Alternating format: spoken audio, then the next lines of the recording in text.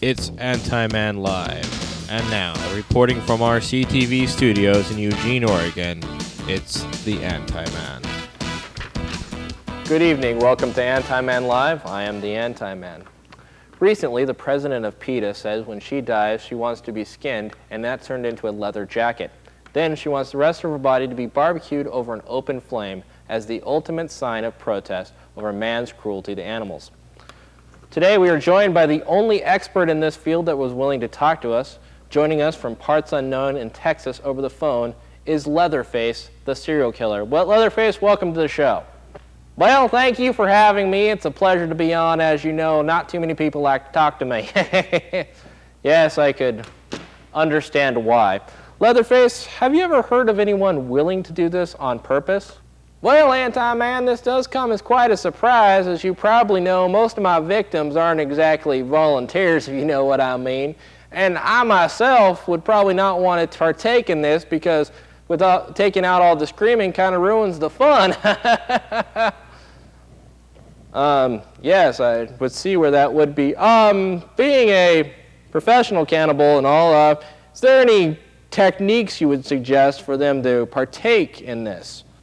Well, actually, as you can believe, cannibalism and skinning a person is more and more difficult than one would have it.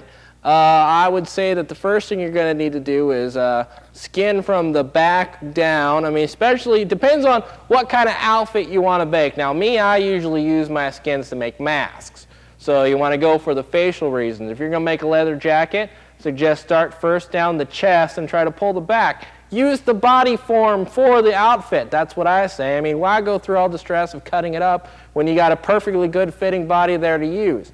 But it's very difficult. I mean, people think us cannibals are backyard yokels, but it does take quite the technique to kill a person and skin them alive. Yes, I do believe this.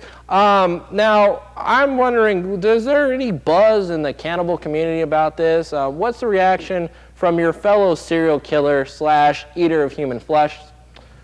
Well, actually, there has been quite a buzz. I talked to Hannibal Lecter the other day, and he used all them fancy English words he likes to use so much. But he's quite disturbed by this. He's calling these people novices and ignoramuses.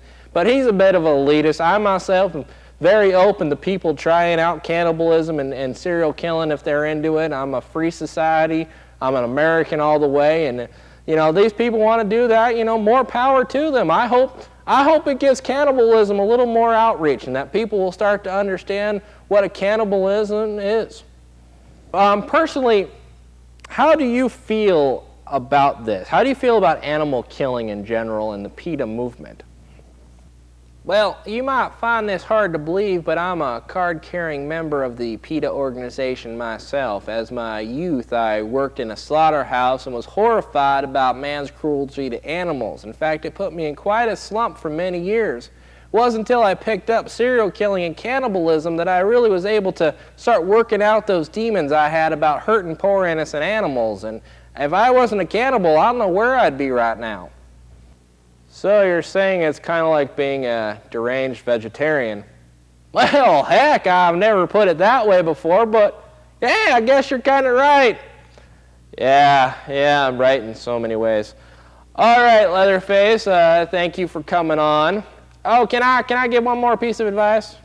Oh, please. If the PETA people need any advice on how to skin and cook a human, they just need to go to TexasChainsawMassacre.org, and it's my personal website, and I'll be willing to give them advice on this matter because I'm really rooting for them and these kids, and I hope that they can make cannibalism something that's acceptable for the kiddies. Yes, I think that's what we're all hoping for, Leatherface. Thank you very much for coming on the show. We'll be back in a second.